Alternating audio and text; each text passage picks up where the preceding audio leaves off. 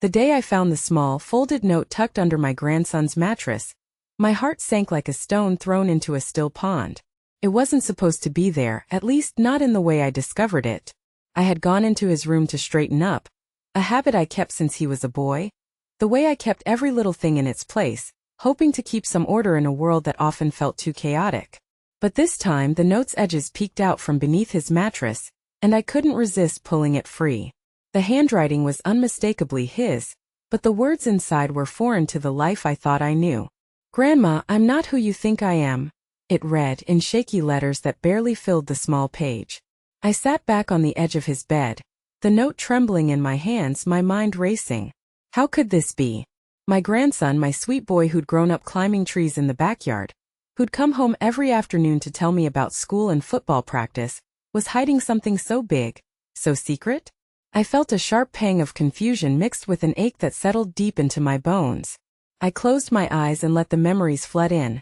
The way his eyes lit up when I baked his favorite pecan pie, how he used to curl up beside me on the porch swing, his small hand resting in mine as we watched the sunset paint the Texas sky in shades of orange and pink.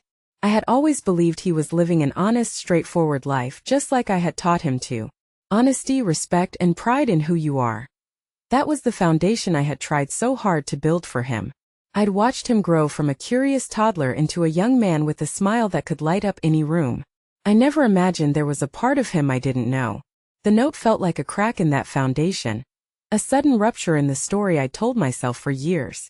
I tried to remember if I had missed any signs along the way. Late nights spent tiptoeing through the house, whispered phone calls behind closed doors, the guarded way he answered questions about his friends or where he'd been. But I had brushed those moments aside, telling myself he was just growing up, needing space to figure things out. Now that innocence felt shattered. I didn't want to jump to conclusions, but the fear gnawed at me. What if this secret put him in danger? What if it meant he was struggling in ways I hadn't even imagined? I felt the weight of years of sacrifices, the long nights working double shifts, the worn-out shoes I patched again and again so he could have new ones, the quiet tears shed when I worried if I was doing enough to protect him. For all I had done, was this the moment I had failed him? The house was silent except for the ticking of the old clock on the wall, each second echoing the growing storm inside me.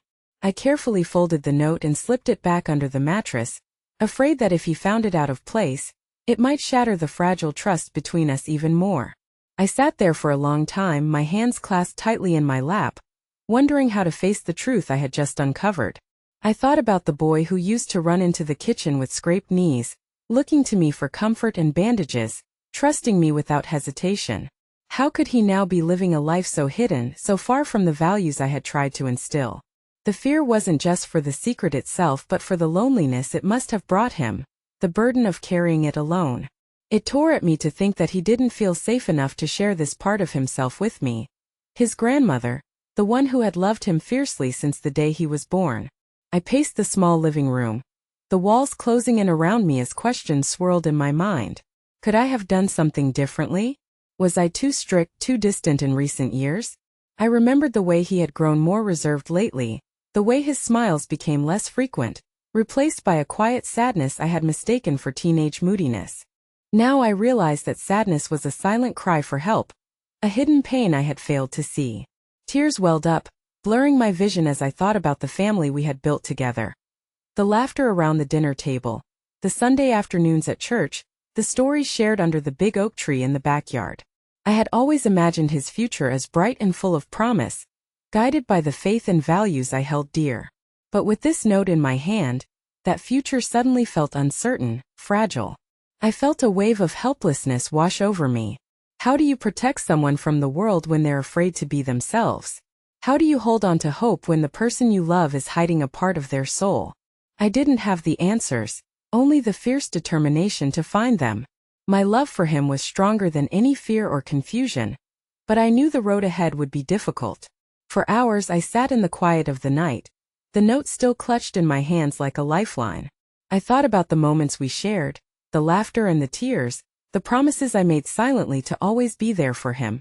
No matter what.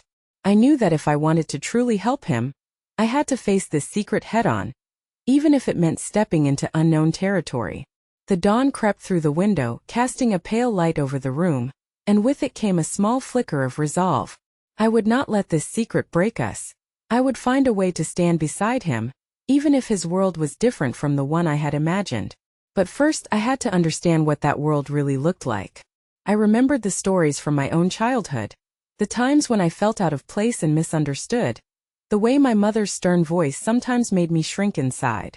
I vowed to be different, to listen without judgment, to hold space for whatever he needed to share. But the fear of losing him, of watching him drift away into a life I didn't recognize, was a shadow that clung tightly. As I prepared breakfast the next morning, my hands moved with practiced ease, but my mind was elsewhere. I thought about how to approach him, how to find the right words to bridge the gap that had suddenly opened between us. Would he be angry? Afraid? Would he shut me out, or would he finally let me in? The house felt heavier now, filled with silence that wasn't the peaceful kind, but the kind that carried unspoken truths. I caught myself glancing toward his empty room, wishing he would come down the stairs, sit beside me, and tell me everything. I wanted to be the grandmother who could hold him through his pain, not the one who was left wondering if she had lost him. I knew that whatever happened next, I had to be strong for him, for myself, and for the family we had fought so hard to keep together. The love I had for my grandson wasn't going anywhere, but the path forward was unknown, and it scared me more than I ever thought possible. I kept replaying the moment I found that note, the tremble in his handwriting, the weight of those few words. It wasn't just a secret anymore. It was a chasm I hadn't known was growing between us. I found myself wandering down memory lane, tracing back through the years we'd shared, looking for signs I'd missed, moments that now felt like silent alarms I'd ignored. I thought about the sacrifices I'd made all those years, working long hours at the diner just to keep the lights on and food on the table. Raising my grandson after his parents left town wasn't easy, but I never complained. I wanted him to have a better life. A life filled with opportunity and love, free from the hardships I'd endured. I remembered late nights spent sewing up his torn clothes, driving him to school and church, cheering for him at every football game from the sidelines, rain or shine. Every scraped knee, every tear, every laugh. It was all a part of the fabric of our lives.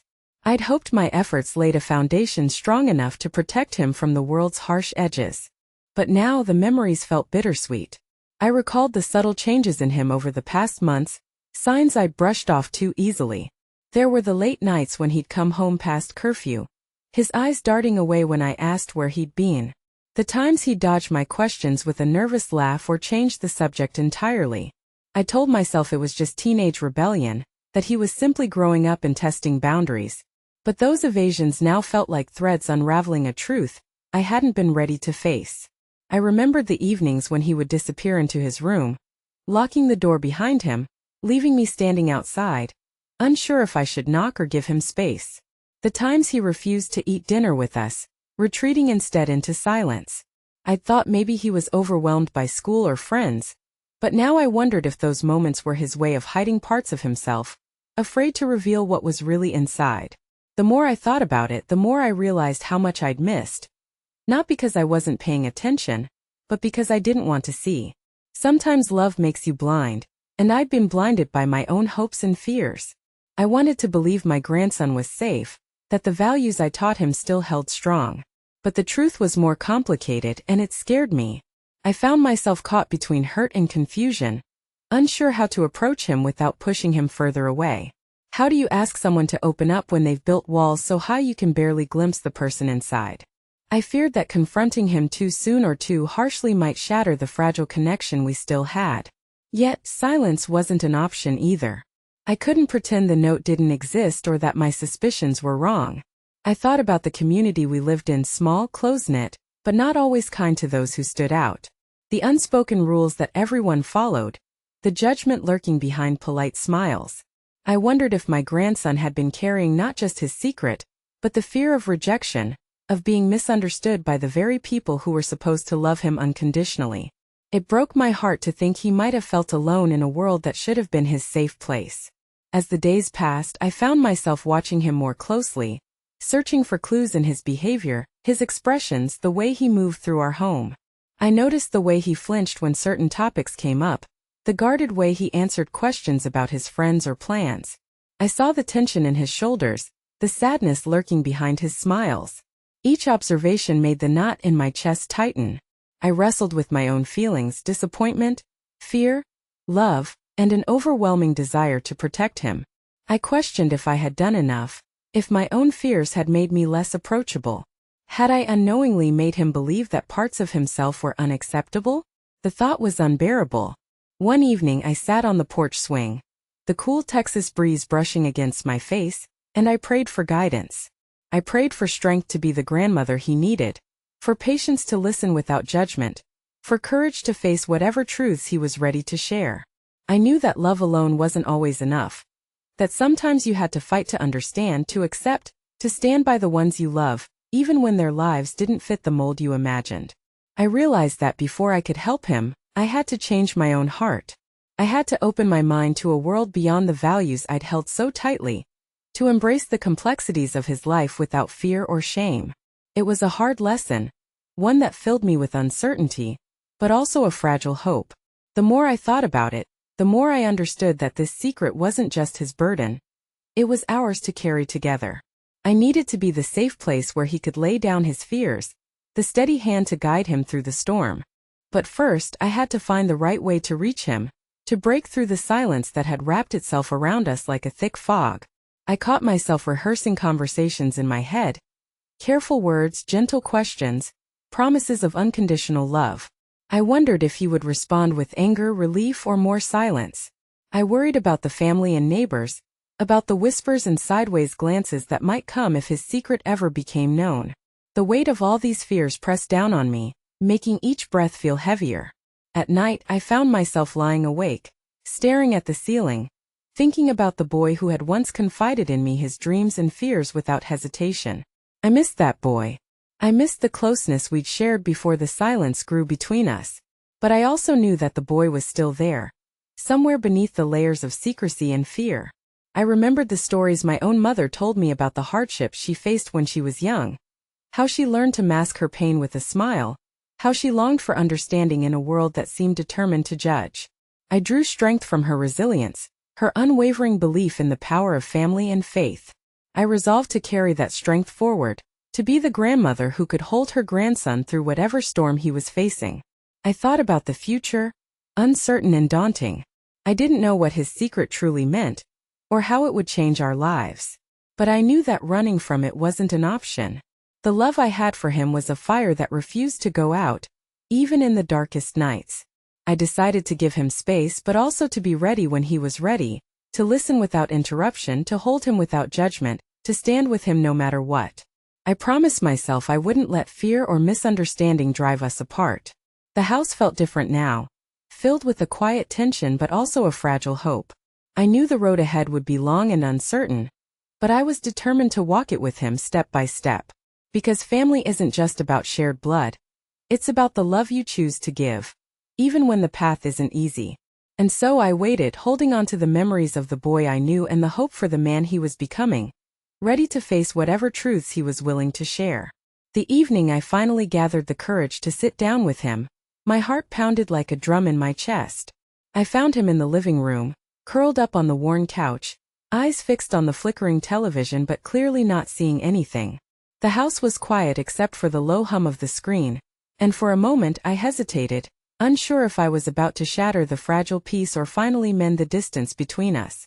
"Can we talk?" I asked softly, my voice barely above a whisper. He looked up, startled, like he hadn't expected me to find the words or the strength. I saw a flicker of fear in his eyes, but also something else, relief, maybe, or hope. I sat beside him, careful not to crowd him, leaving space for whatever he was willing to share. "I know you've been carrying something," I said gently. "Something you've been too afraid to tell me. But I want you to know. I'm here. No matter what." The silence stretched, heavy and thick, until finally, he took a shaky breath and began to speak. His voice was barely audible at first, trembling with the weight of years spent hiding. He told me about the struggles he'd faced, the fear of rejection, the loneliness of keeping his true self locked away. He spoke of nights filled with anxiety, the pain of feeling different in a world that seemed so unkind to those who didn't fit the mold. As he spoke, the walls he'd built around himself started to crumble, revealing the boy I'd raised. The same boy who had once trusted me with his scraped knees and broken dreams. Tears welled in my eyes as I listened, each word piercing my heart but also lighting a path toward understanding. I realized how much he'd suffered in silence, how deeply he feared losing the family he loved. The note I'd found was just a small glimpse into the depths of his pain, a cry for help disguised in fragile handwriting. "I was scared, Grandma," he admitted, voice cracking. "Scared you wouldn't accept me. Scared I'd lose you." The honesty in his confession broke through the last of my doubts. I reached out, taking his hand in mine and squeezed it tightly. "Sweetheart," I said, voice steady despite the tears streaming down my cheeks, "you'll never lose me. Not for who you are."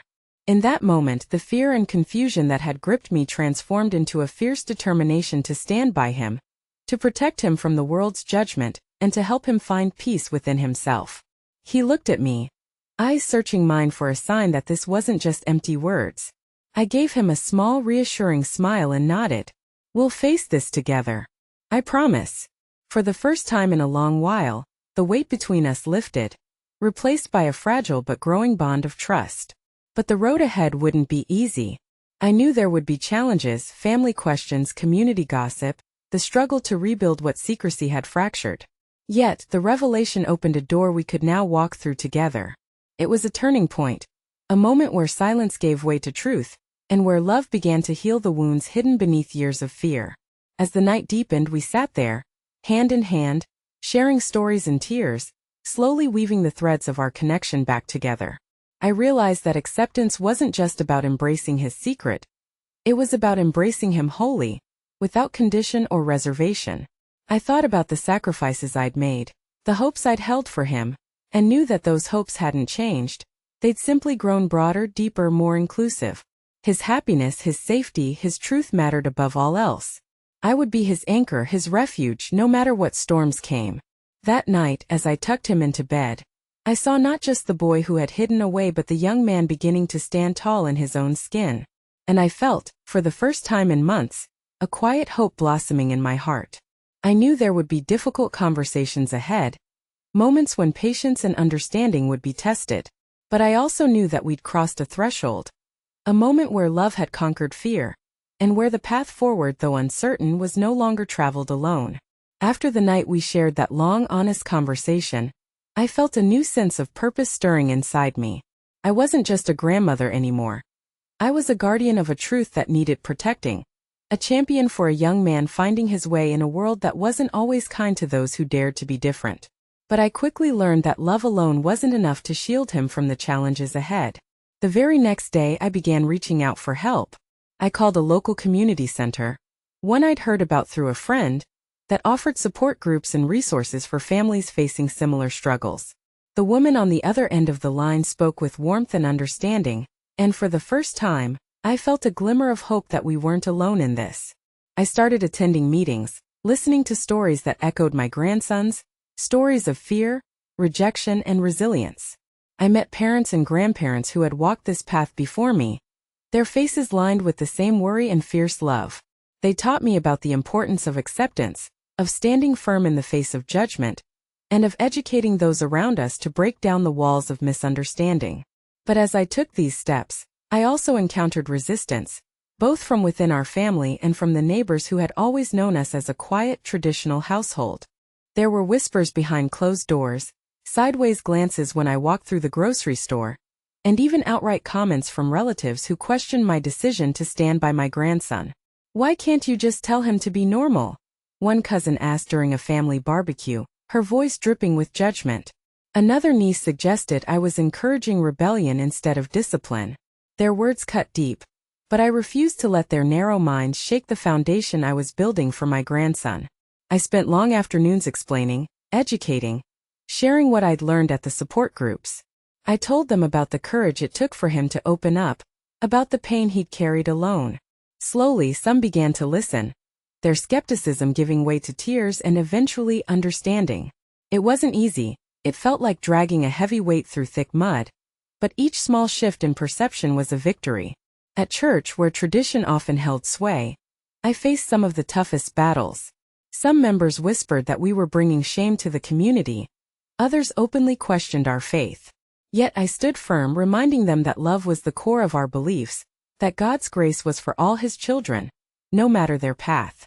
I took every chance to share our story, not to seek sympathy but to foster empathy. I organized small gatherings where people could ask questions without fear of judgment, inviting speakers who could offer insight and hope. I saw eyes open, hearts soften, and minds change. It was slow, painstaking work, but it mattered. In our own home, the atmosphere began to shift too. My grandson grew more confident, more willing to share his thoughts and dreams. He started inviting friends over, people who understood and accepted him, and I saw the weight on his shoulders lighten. The bond between us strengthened, built on honesty and unconditional love. But not everyone was ready to accept this new reality. Some family members pulled away, unable or unwilling to embrace the truth. Their absence was painful, but it reinforced for me the importance of standing tall, of being a beacon of acceptance in a sea of ignorance. I remember one afternoon when a neighbor confronted me in the driveway, her voice low but sharp. "Are you sure you're doing the right thing?" she asked. "People talk, you know. It could ruin your reputation." I looked her in the eye, steady and unwavering. "My grandson's happiness and safety are worth more than any gossip," I said firmly. "I'll stand by him no matter what." That moment felt like a turning point, not just for me but for the community. Word spread of my refusal to back down, of the love that refused to waver. Slowly, the whispers turned into conversations, and the conversations into acceptance.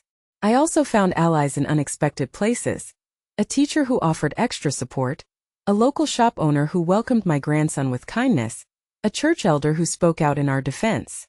Their support was a lifeline, reminding me that even in the face of prejudice, compassion could prevail. Throughout all of this, I never lost sight of the person at the center of it all, my grandson. I watched him grow stronger, more at peace with himself. He began to dream again, to plan for a future where he could live openly and authentically. The sparkle returned to his eyes, and with it, my own hope was rekindled.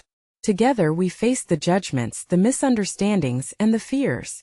We confronted the stigma that tried to isolate us, breaking it down piece by piece with patience, education, and relentless love.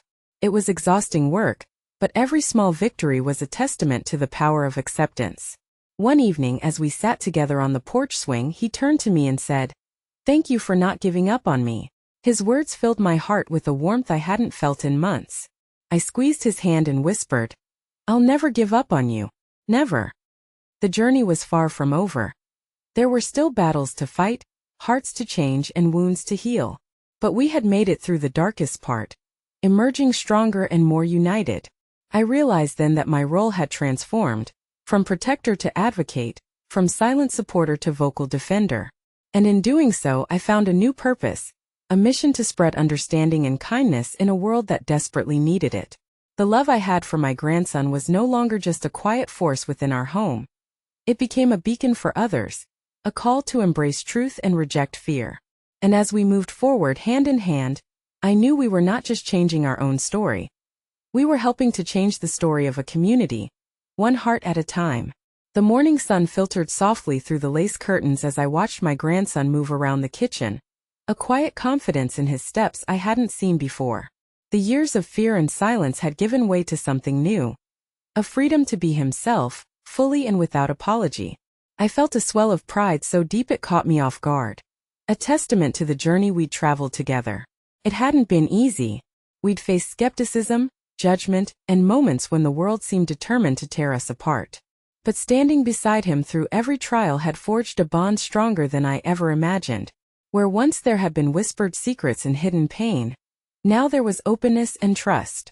He laughed freely, shared his dreams aloud, and embraced the future with a courage that inspired me every day. Our family, too, was beginning to heal and grow. The conversations that had once brought tension now sparked understanding. Some relatives who had turned away returned, tentative but willing to learn and accept. The community, once wary, began to see us in a new light, not as outsiders, but as neighbors deserving of love and respect. It was a slow process, filled with setbacks and small victories, but the tide was turning. I found new purpose in advocacy, sharing our story to help others who might feel isolated or afraid. I spoke at local gatherings, offering a grandmother's perspective on unconditional love and the strength it takes to embrace change. Each time I saw a tearful nod or a hesitant smile, I knew our courage was planting seeds of hope in places where fear once reigned. One afternoon, as we walked through the town square, my grandson stopped to greet a group of teenagers. Their smiles were genuine, their acceptance clear. Watching him, I realized how far he had come, from hiding in shadows to standing proudly in the light. It was a moment of quiet triumph, one that filled my heart with gratitude and joy. That evening, as the sun dipped below the horizon, we sat together on the porch swing, the same one where I'd once prayed for strength. He leaned his head on my shoulder, and I wrapped my arm around him, feeling the steady rhythm of his breath. In that simple act, I saw the healing of years of pain and the promise of a future built on truth and love. I thought about the road ahead, knowing challenges would still come. But I also knew we were ready. Together, we had weathered storms that could have broken us, emerging stronger and more united.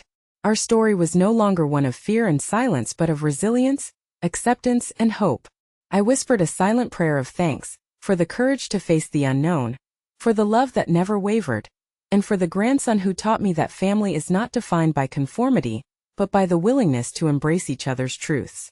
As the stars began to twinkle above, I smiled, knowing that whatever came next, we would face it hand in hand, hearts open and unafraid.